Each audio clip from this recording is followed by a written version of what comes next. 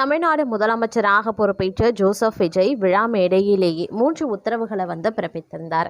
அதாவது 500 யூனிட் வரைக்கும் பயன்படுத்தினா 200 யூனிட் கட்டணமில்லா மின்சாரம், சிங்கப்பெண் சிறப்பு அதிரடி, போதைப் பொருள் தடுப்புக்கு மாவட்டம் தோறும் சிறப்பு படை.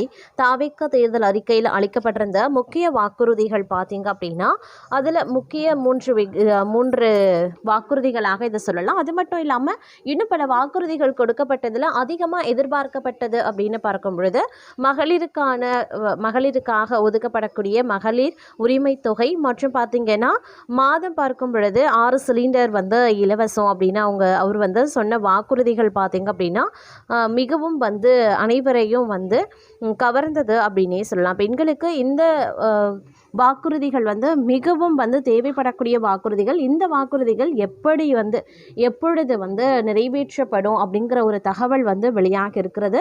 அதிலும் பார்க்கும்போது தாவேக்கா தேர்தல் அறிக்கையில் பார்த்தீங்கன்னா தகுதி இருக்கக்கூடிய வீடுகளுக்கு ஒவ்வொரு மாதமும் 200 யூனிட் கட்டணமில்லா மின்சாரம் வழங்கப்படும் அப்படின்னு அறிவிக்கப்பட்டிருந்தது. ஆனால் ஒவ்வொரு வீட்டுக்குமே ஒவ்வொரு மாதமும் தலா 200 யூனிட் மின்சாரம் இலவசமாக வழங்கப்படும் அப்படின்னு தேர்தல் பிரச்சாரத்தில் விஜய் சொல்லியிருந்தார்.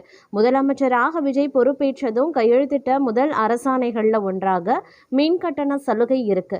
ஆனால் இந்த அறிவிப்பில் 500 யூனிட் வரை பயன்படுத்தும் வீடுகளுக்கு 2 மாதங்களுக்கு 200 யூனிட் மின்சாரம் இலவசம் அப்படின்னும் 500 யூனிட்டுக்கு மேலே பயன்படுத்துவோருக்கு ஏற்கனவே நடைமுறையில் இருக்கக்கூடிய முதல் 100 யூனிட் மின்சாரம் இலவசம் என்ற நடைமுறை தொடரும் அப்படின்னும் விளக்கப்பட்டிருக்கிறது.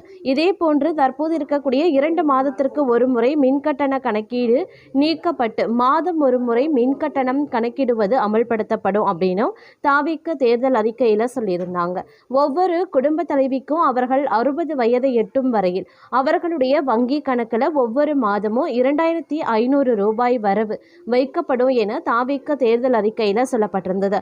திமுக ஆட்சி காலத்தில் பெண்களுக்கு மாதம் 1000 ரூபாய் வழங்கும் மகளிர் உரிமை தொகை திட்டம் செயல்படுத்தப்பட்டது.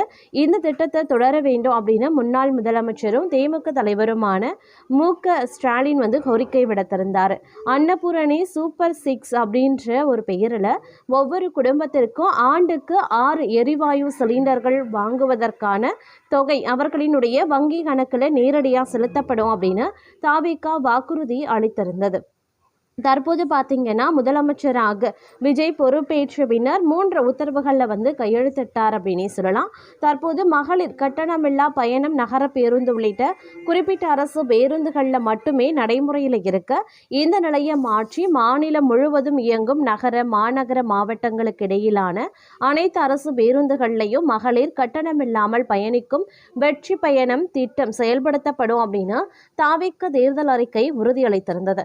ஆண்டு வருமானம் 5 லட்சத்திற்கும் குறைவாக இருக்கக்கூடிய குடும்பங்களில் நடைபெறக்கூடிய திருமணங்கள் மணப்பெண்ணுக்கு 8 கிராம் தங்கமும் பட்டு சேலையும் வழங்கப்படும் அப்படின்னு தாவேக்கா உறுதியளித்திருந்தாங்க. தமிழ்நாட்டில் அரசு மருத்துவமனைகள் பிறக்கும் ஒவ்வொரு குழந்தைக்கும் ஒரு தங்க மோதிரம் மற்றும் மென்மையான துணி, டயப்பர் உள்ளிட்ட அத்தியாவசிய பொருட்கள் அடங்கிய தாய்மாமன் சீர் பெட்டகம் வழங்கப்படும் அப்படின்னு தாவேக்கா உறுதியளித்திருந்தது.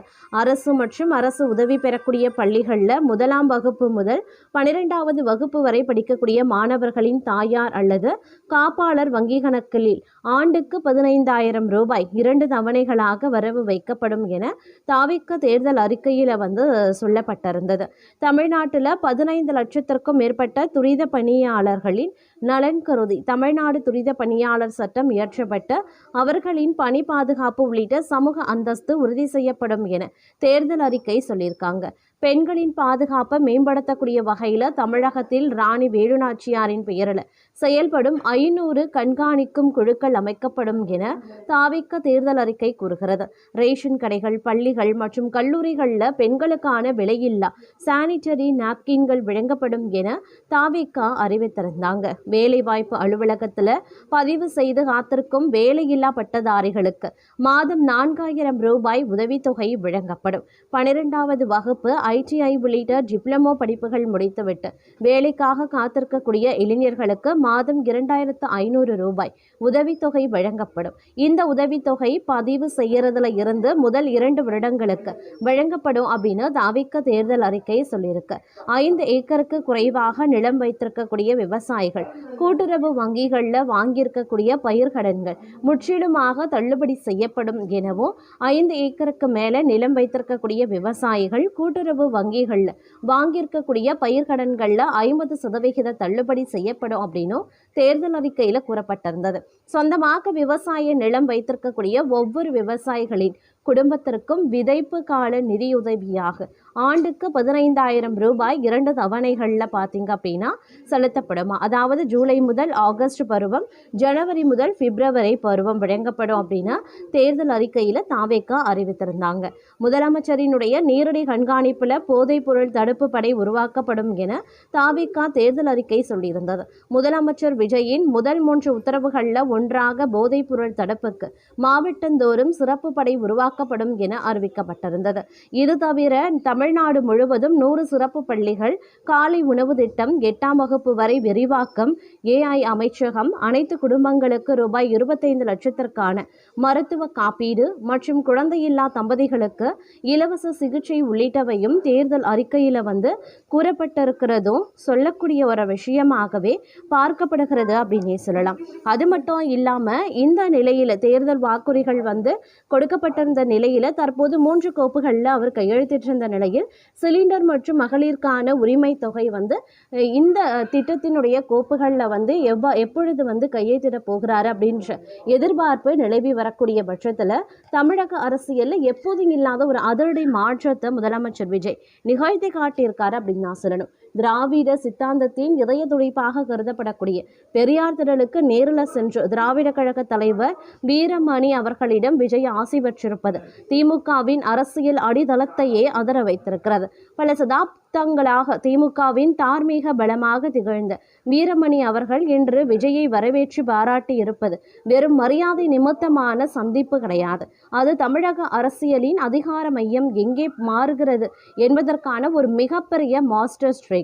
திமுகவின் நீண்டகால கூட்டாளிகளான காங்கிரஸ், இடதுசாரிகள் மற்றும் விசிக போன்ற வலுவான வாக்கு வங்கி கொண்ட கட்சிகள் ஏற்கனவே விஜயின் தாவேகா பக்கம் அணிவகுத்து நின்று கொண்டிருக்கிறது.